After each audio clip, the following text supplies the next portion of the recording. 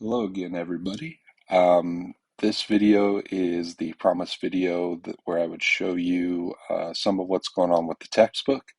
So, what you're going to do when it's time, I would probably wait until like the Sunday before class starts or Monday, the day the class starts, to do this. But you're going to click on Student Registration for Achieve Textbook, and then you'll click this Load Student Registration in a new window.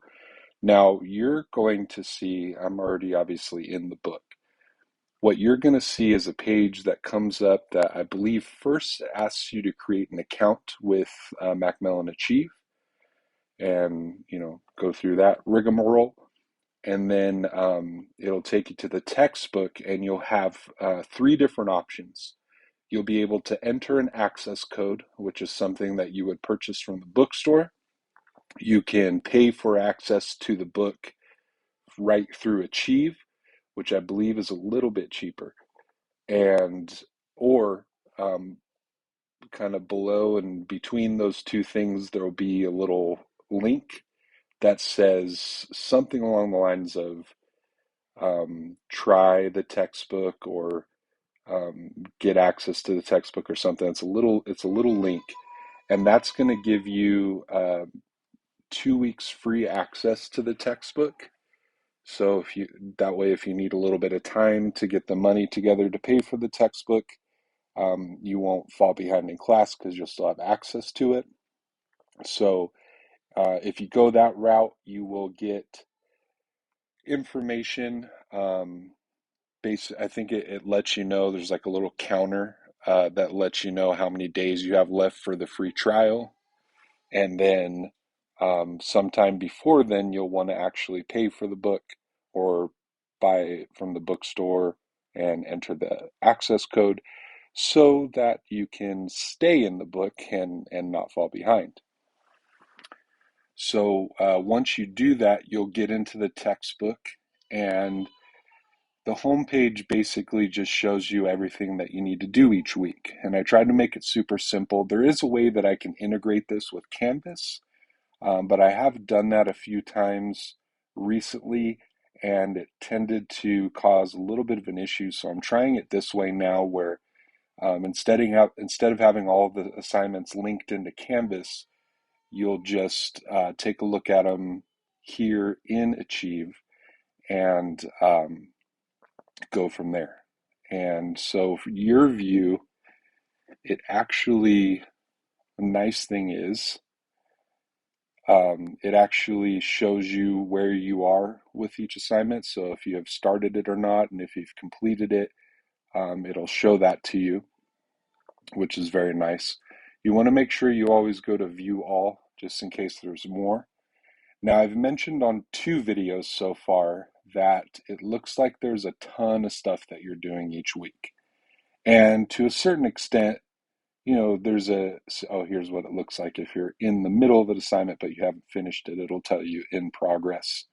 And then if you complete it, it'll tell you completed. These are showing like this because I've gone in and looked at some of the assignments again in the student view just to see what it looks like from your perspective. Anyway, um, it looks like a lot of stuff, and it's a decent amount, but it's not nearly as much as what it looks like. For instance, if we go into chapter 1, you will see that that's just like a table of contents. And so this part just kind of tells you what the assignment is that you're going to be doing there. Then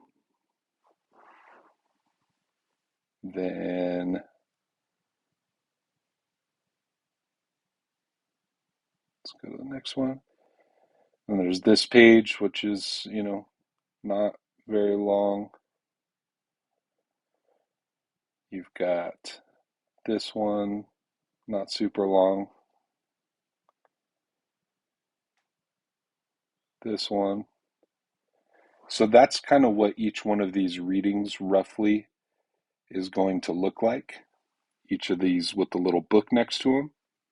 It's basically what each of those is going to look like. They're relatively short readings, so it's almost basically you can think of those as pages rather than like chapters or something like that. And then the assignments also aren't super time consuming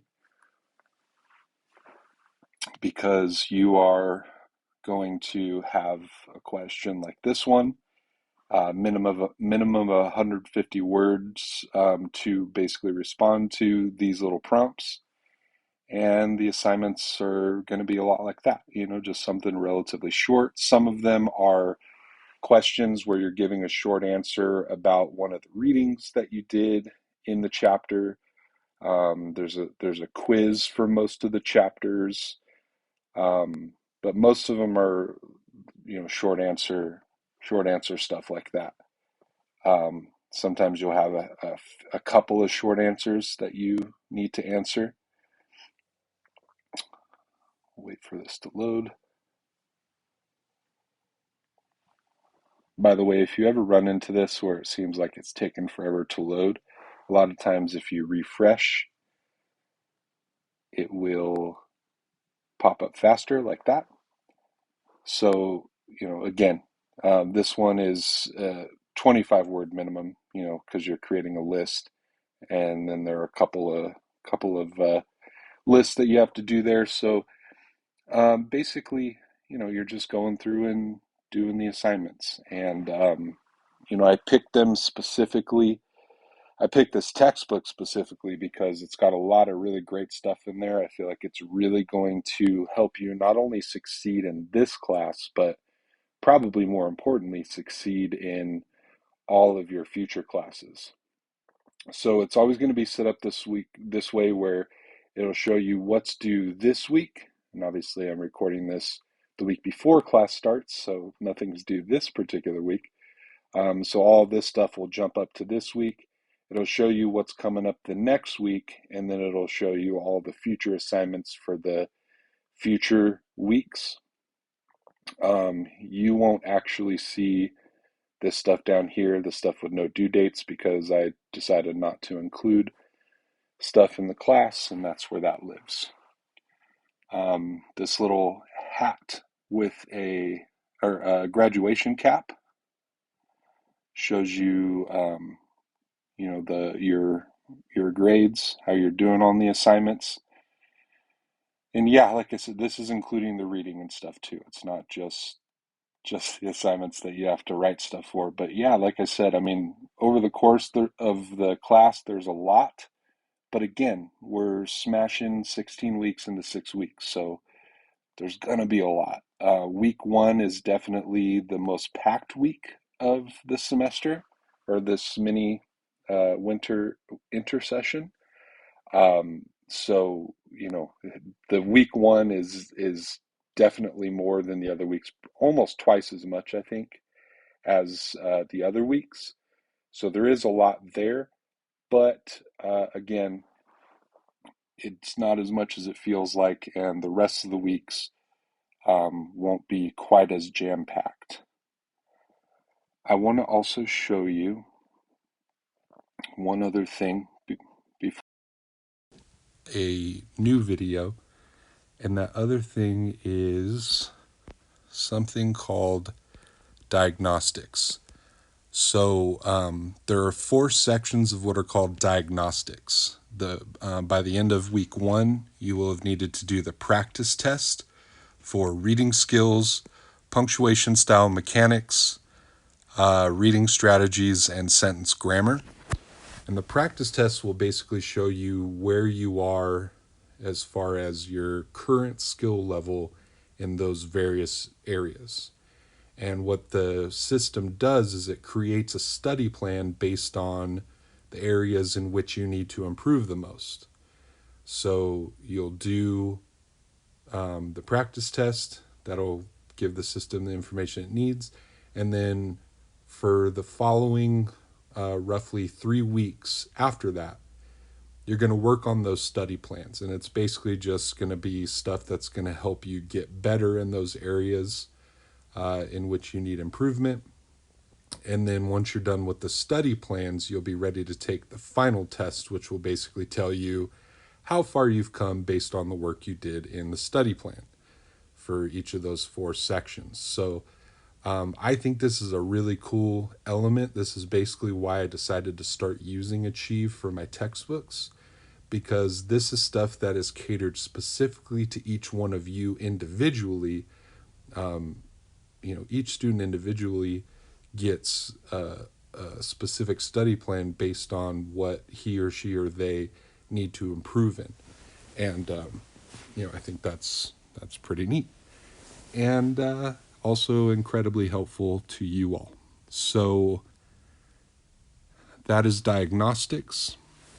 I'm going to do one more video for now, anyway, in which I go over the papers, how the papers work.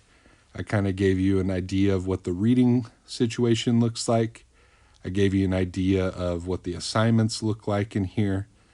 But I wanted to do a separate video going over the papers just because those might be a little bit more complicated.